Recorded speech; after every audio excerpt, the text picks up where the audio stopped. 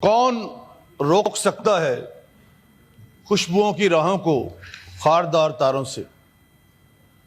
کون روک سکتا ہے خوشبوؤں کی راہوں کو خاردار تاروں سے؟ صبح چھپ نہیں سکتی ابر کے حصاروں سے۔ میڈم، سب سے پہلے میں I have a lot of respect, Madam Chairperson, for you, or I will be confined to myself for the 5 minutes only. میں اسکواڈرن لیڈر شہید Usman Yousaf, chief technician Aurangzeb, senior technician Najeeb, Farooq Ahmed, Mubashir Hussain, نائک عبد الرحمان، لانس نائک دلاور، اکرام اللہ خان، وقار خالد، سپاہی محمد عدیل اور سپاہی نثار، یہ جو شہید ہوئے ہیں ہمارے فوج کے جوان، ان کو خراج تحسین پیش کرتا ہوں۔ اور چونکہ یہ جو شہادت کا تصور ہے یہ صرف ہمارے دین اسلام میں اور بائبل مقدس میں ہے، ہندوؤں کو تو پتہ نہیں شہادت کیا ہوتی ہے۔ سیکنڈلی میڈم، میں یہ کہنا چاہوں گا میڈم چیئر پرسن کہ یہ جنگ جو تھی یہ جنگ نہیں تھی، پہلے تو یہ اگریشن تھا، انلیگل اگریشن، یہ جارحیت تھی، لیکن اس کے بعد یہ تدبر اور تکبر کی جنگ بن گئی، اور تدبر جیت گیا، تکبر ہار گیا۔ میڈم، میں اس بات کی بھی پرزور مذمت کرتا ہوں کہ مردودی میں اس کو کہتا ہوں، مردودی نے جو مساجد پہ، ہماری جو مقدس جگہ ہیں ان پہ حملے کیے، مقدس جگہوں پہ مساجد کو تباہ کیا، جس کی جتنی بھی، نہ صرف ہم نے اس کی مذمت کی ہے بلکہ مرمت بھی کی ہے ان کی، مردودی کی فوج کی بھی اور ان کے سارے لوگوں کی۔ دوسرا، یہ انٹرنیشنل کرائم جو اس نے کیا ہے، اور انٹرنیشنل جو کرائم دوسرا ہے ہیومینٹی کے خلاف کہ سویلینز پہ اٹیک کیا ہے، ہم اس کی بھی پرزور مذمت کرتے ہیں۔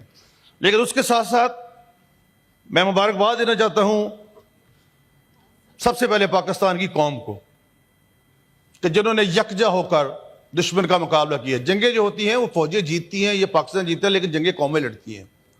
فوج نے جو کردار ادا کیا، بری نے، بحری نے، فضائیہ نے، وہ ایک بے مثال کریکٹر ہے۔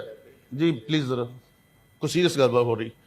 تو میں سمجھتا ہوں کہ ان کو جو جتنا بھی خراج تحسین پیش کیا جائے وہ کم ہے فوج کو، اور ان کو پتہ نہیں چلا کہ ان کا واسطہ کس سے پڑا ہے۔ مودی جس طرح علامہ ناصر صاحب فرما رہے تھے کہ وہ پاکستان کو تنہا سمجھ رہا تھا، لیکن پاکستان کے تمام لوگوں نے بلا تفریق سیاسی پارٹیز، بلا تفریق سیاسی قائدین، اور بلا تفریق بغیر کسی اور بات کے، رنگ، نسل اور مذہب کے، چونکہ کل ایک میرے بھائی نے بات کی کہ ہم مسلمانوں نے جنگ جیتی ہے، میں ود ویری ہیوی ہارٹ ان کے والد محترم کا میں بہت احترام کرتا ہوں اور ان کا بھی کرتا ہوں، مشاہد اللہ خان صاحب بہت بڑے انسان تھے۔ تو یہ پاکستان کی جنگ تھی، اس میں ایک بچہ کامران مسیح بھی تھا، اس کو بھی یاد کر لیں پلیز۔